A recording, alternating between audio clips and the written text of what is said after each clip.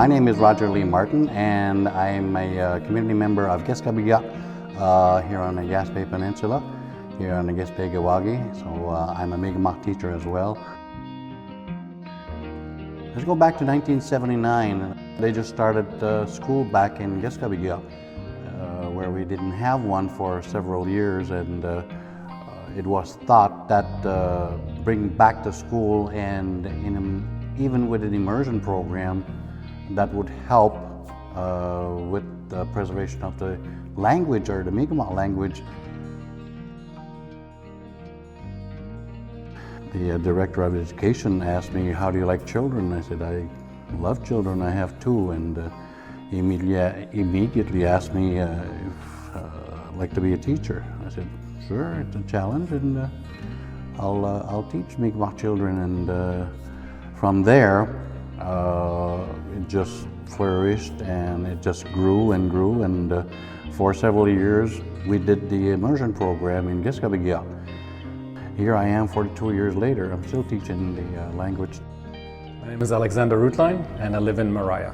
My motivations, I guess, they were twofold. Part of it was I was new to the region. We had just moved here in the summer. And in the fall, I think it was social media, somebody posted something about the Mi'kmaq language classes. And for me, it was a way to meet people, to do some social activities, you know, to leave the house a little bit, even though we're digitally, but still a little change of pace.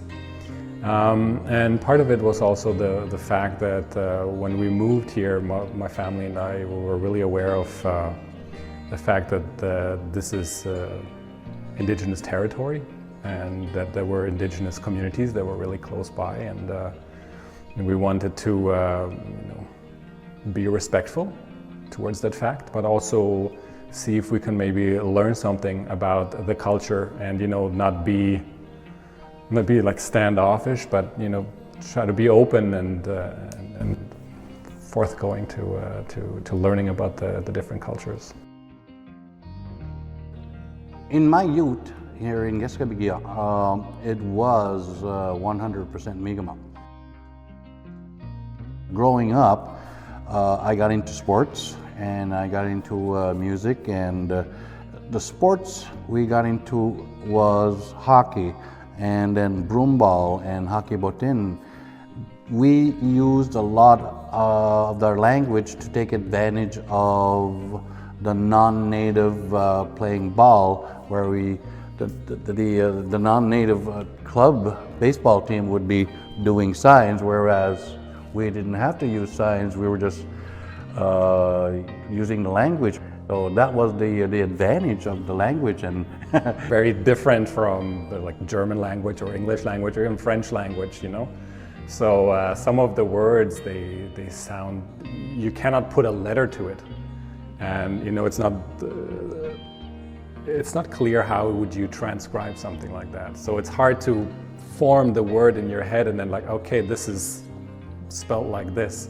So it's different, new sounds. So that was challenging, but at the same time, it was very interesting to hear and learn a language that sounds so different from what you're used to. My upbringing was total Mi'kmaq, and you know, I'm still using it today. And you know, I felt that it's my duty to give it back to the community and whoever wants to learn the language, and keep it going.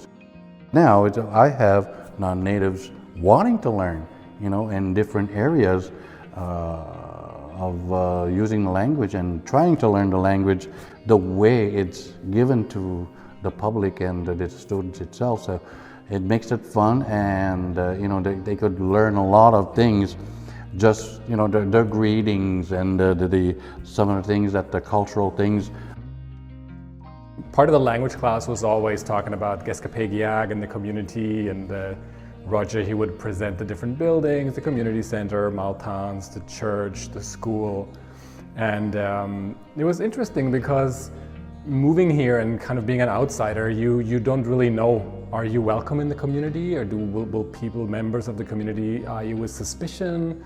And Roger was so welcoming, and every class he reiterated it, like, please come down, have a look, visit the church, go to Maltans.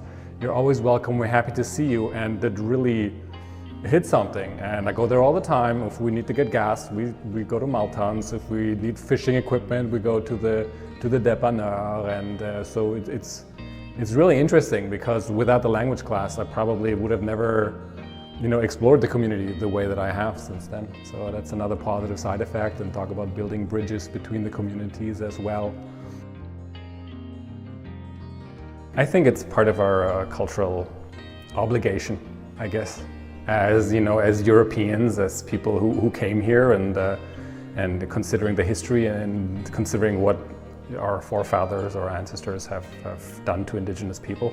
I think it's our responsibility to approach it with respect, and to learn about it, and to see if there's any reparations to be done, any the making up for what happened in the past. And the first step is always communication, reaching out and establishing links, so you can learn about what can be done, what can be improved. And I think it's very beneficial for the student and the non-native to come in and wanting to learn, because as Mi'kmaq people, we are very inviting people. So we want to invite everybody to come in and join, and why not? If we can do it in relationships, why can't we do it with music? Why can't we do it with language and sports? So to me, it's very beneficial to give it away and share what we have.